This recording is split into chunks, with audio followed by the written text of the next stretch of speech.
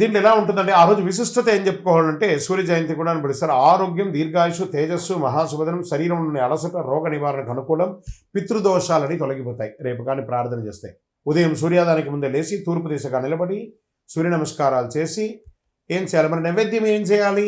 బెల్లం పొంగలి, తీపి పొంగలి, గోధుమ, బెల్లం, నెయ్యి ఇవన్నీ కూడా దానం ఇయ్యచ్చు, నైవేద్యంగా పెట్టచ్చు. రథసప్తమి. ఈ రథసప్తమి అంటే ఏంటి అసలు? అసలు ఎందుకు చేయాలి? ఆ రోజు చేయవలసిన విశేషాలు అంటే సూర్య జయంతి అని కూడా చెప్పచ్చు. ఆరోగ్యాన్ని ఇచ్చే ఒక అద్భుతమైనటువంటి ఒక డే, హెల్త్ డే అని కూడా చెప్పచ్చు. అందరికీ నమస్కారం.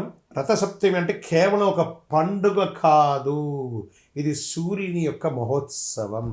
అందరూ కూడా సూర్య నమస్కారం అంటుంటారు చూసారు. ఆ 12 నమస్కారాలు బ్లెండ్స్ అంతా చేయకుండా సూర్యుడికి చేసుకుంటే శరీరంలో ప్రతి అవయవం కదులుతుంది. ఫస్ట్ ఆరోగ్యం అంటేనే సూర్యుడు, సూర్యుడు అంటేనే ఆరోగ్యం.